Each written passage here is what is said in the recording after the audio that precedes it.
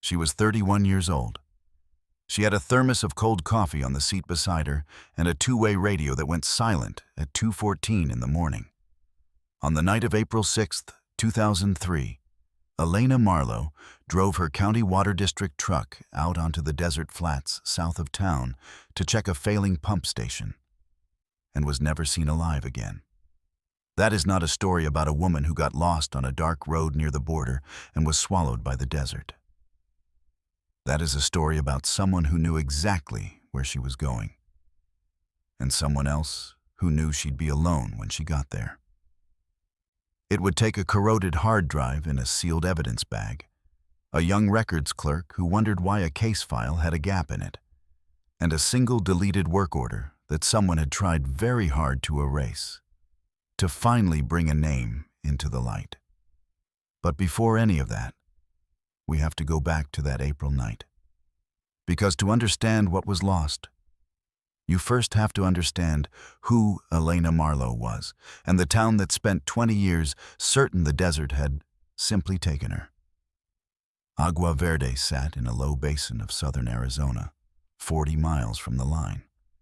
A town of maybe 2,000 wrapped in creosote and saguaro, and the long brown haze of distance. In 2003, it ran on the Water District, a little ranching, and a border patrol station that was the biggest employer for 60 miles.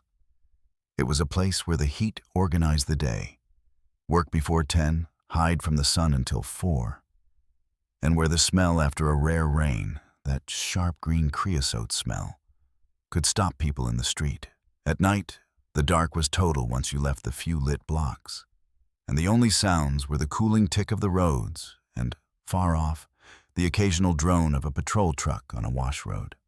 People still left their doors unlocked. They still flagged each other down on the highway to check if you needed water. The diner by the highway ran a punch card for the regulars, and the woman at the register knew which patrol agents took the graveyard shift. Elena had grown up in Agua Verde, the eldest of 3, daughter of a man who'd kept the town's wells running for 30 years before her. She was the capable one. The one who'd learned to read a pressure gauge at 12, standing beside her father, who took over his route at the Water District when he passed, who knew every pump, valve, and dirt road in the basin by heart. She was the only woman on the district crew, and she'd earned every ounce of the respect she got, which in that town and that year was considerable. She wore her hair short and practical under a district ball cap. She kept a field notebook in her shirt pocket, every reading logged in small block print. And that spring, for the first time, she had a plan that belonged only to her. She'd been saving 2 years to buy out a half share in a small well drilling outfit, to stop being an employee and start being an owner. The paperwork was sitting on her kitchen table, waiting for a signature. She was going to sign it that Friday. She told her younger brother, Tomas, about the partnership the morning of the 6th. They stood in the carport in the early heat, and she laughed about how their father would have called owning a drill rig getting above yourself, and how he'd have been proud anyway. That was the last time anyone in her family saw her whole. That night she took an after-hours call, the way the on-duty district hand did. The dispatch log shows the call came in at 1:31 a.m. A low-pressure alarm at the pump station out on the South Flats, a place she'd serviced 100 times. She radioed that she was rolling. The last clear transmission, logged by the night dispatcher, came at 2:14 a.m.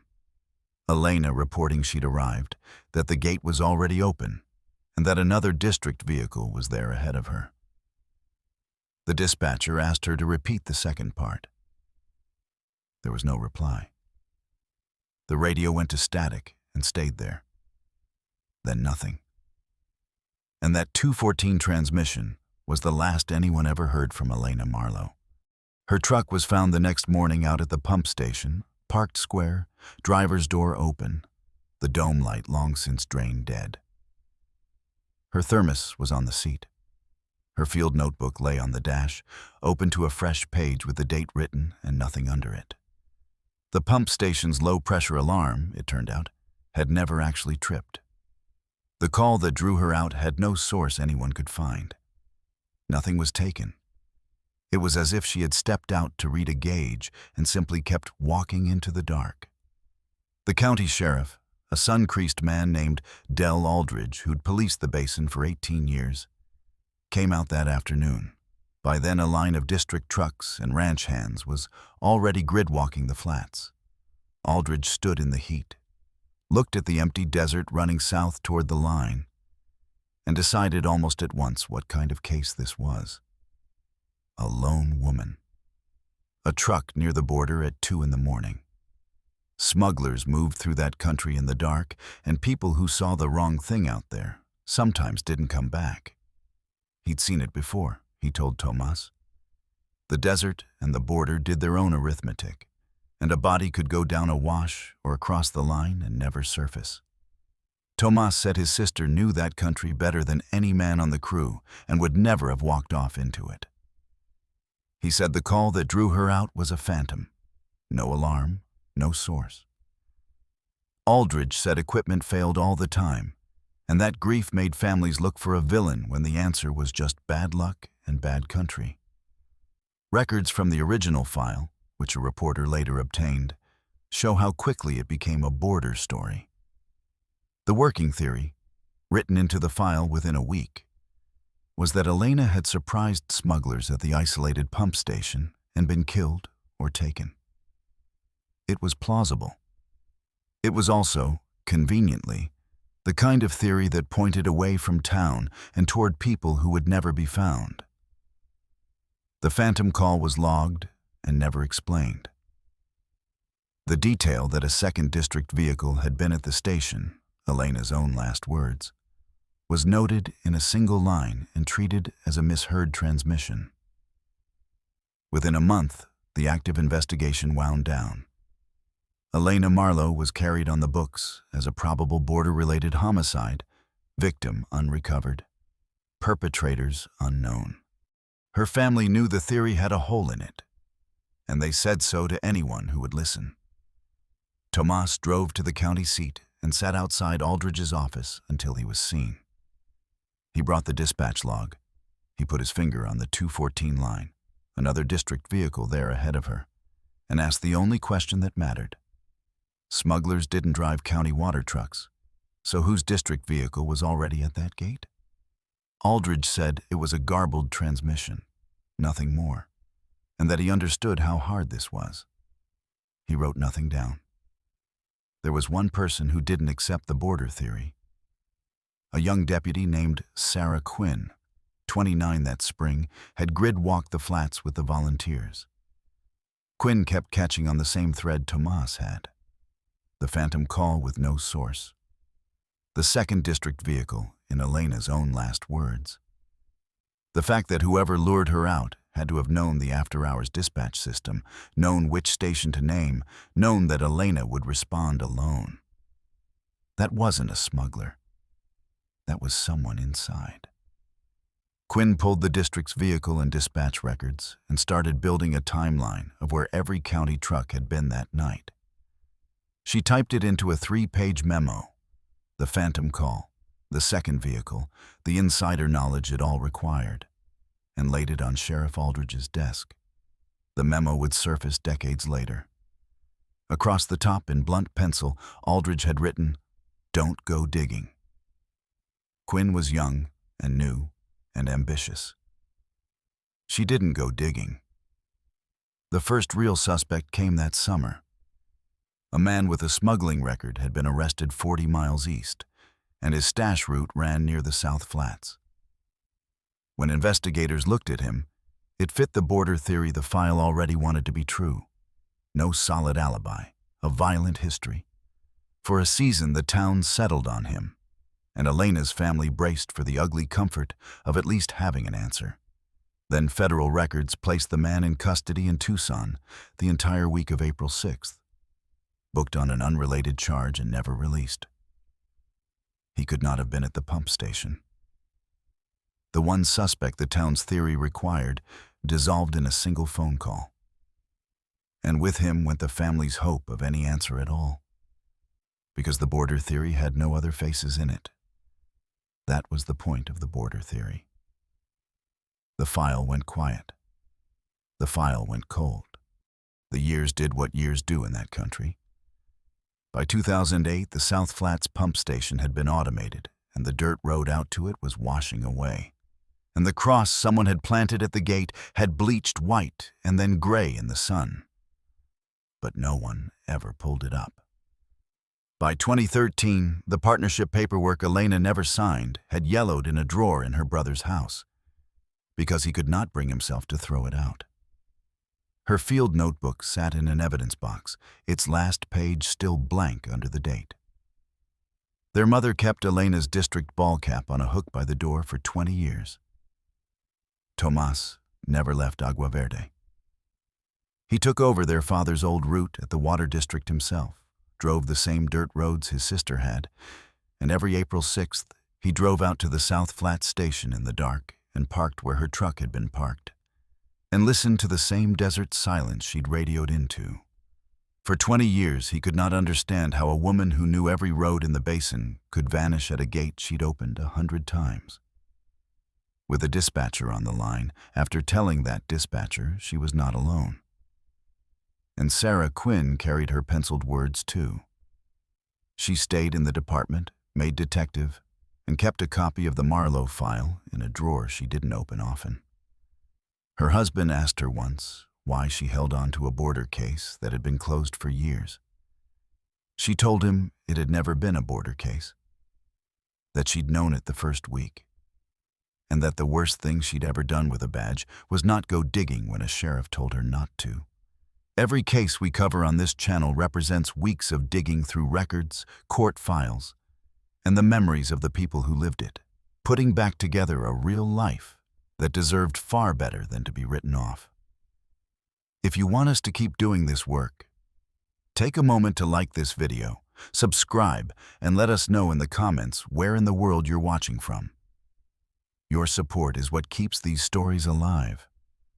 Now, let's get back to Elena.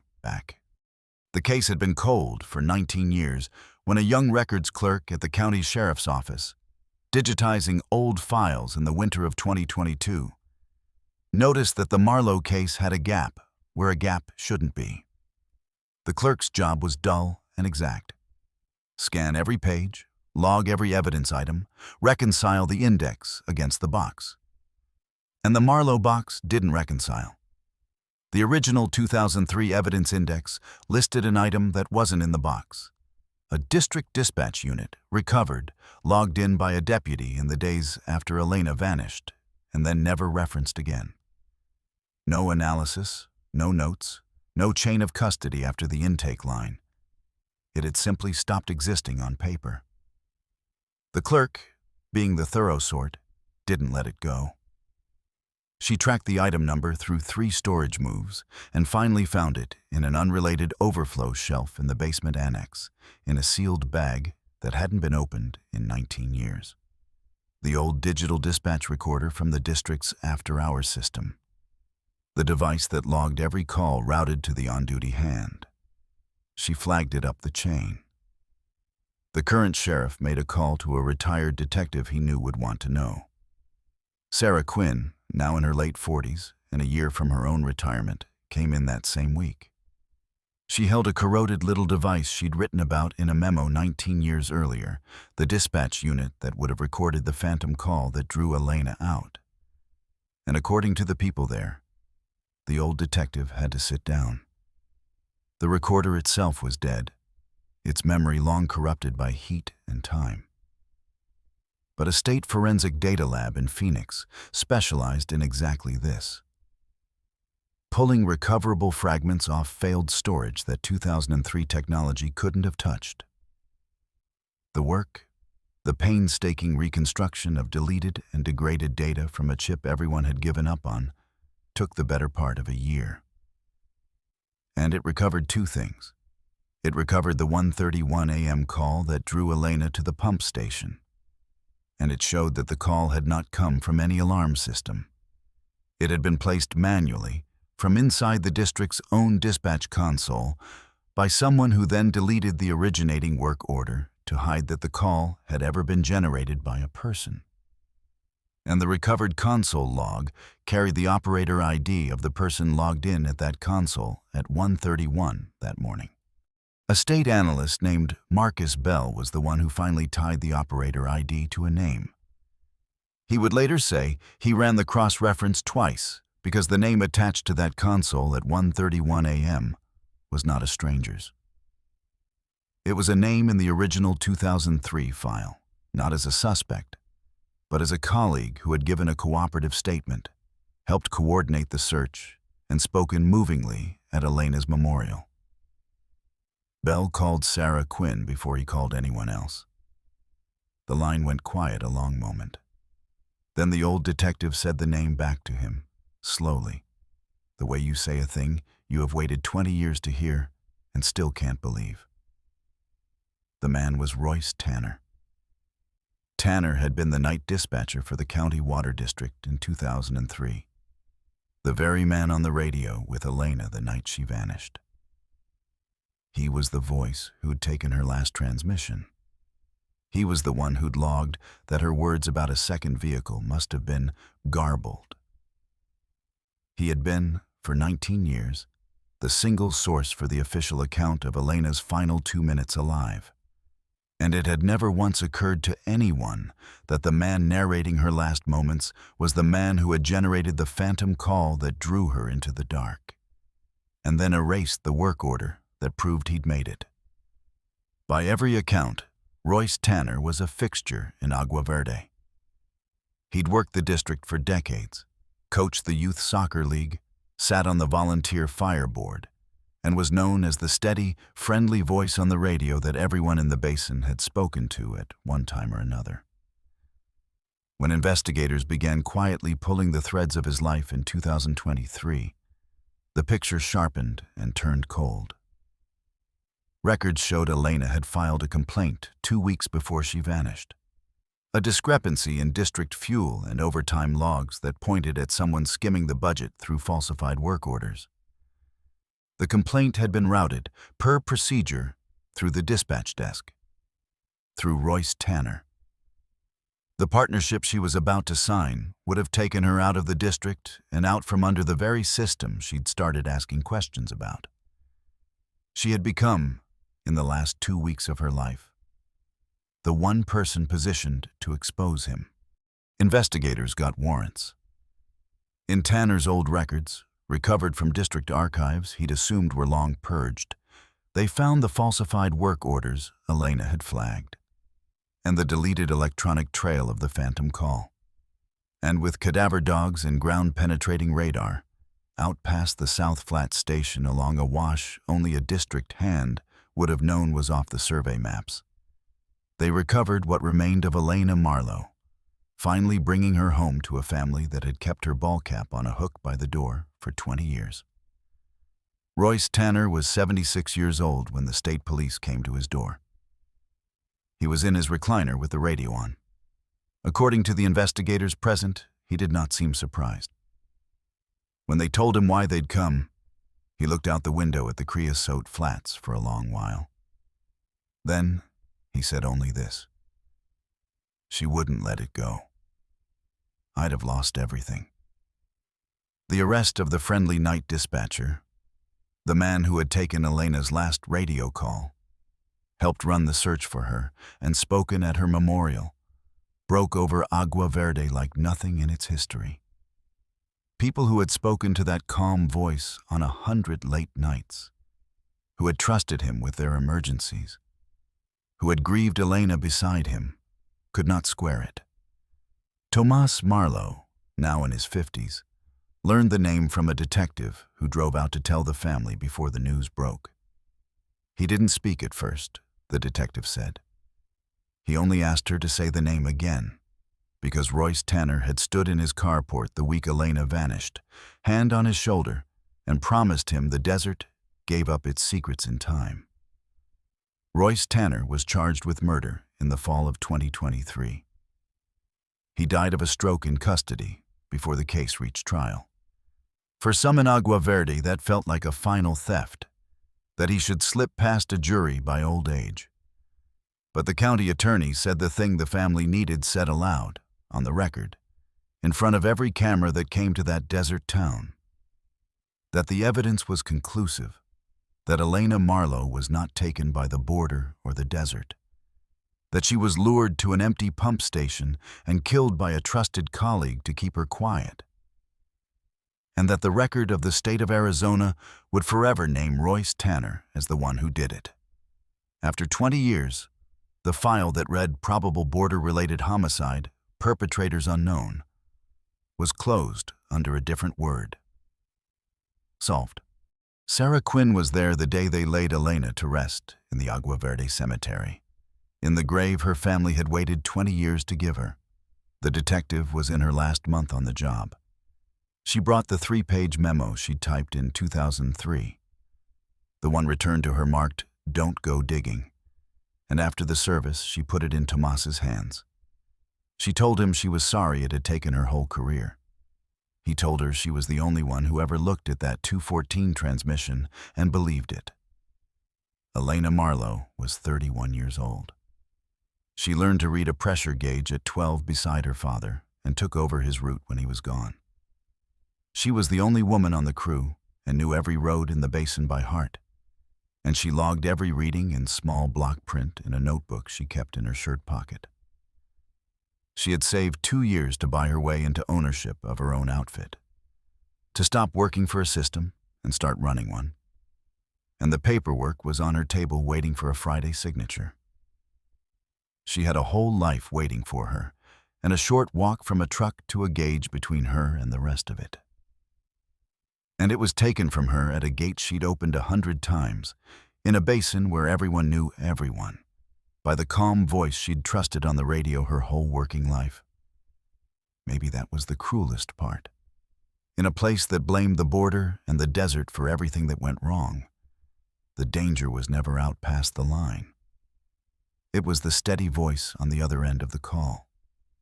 What stays with me is how close the truth sat the entire time. A dead little recorder sealed in a bag, holding the phantom call and an operator's name in the dark for 19 years, while a family aged and grieved a few miles away, waiting not for a miracle, but for someone to notice a gap in an index and refuse to let it go. How many cases sit like that right now, the answer already sitting in an evidence room, needing only a clerk thorough enough to ask why an item went missing?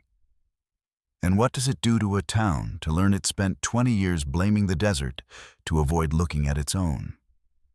I'd like to know what you think. Was justice truly served when the man who took Elena died before facing a jury?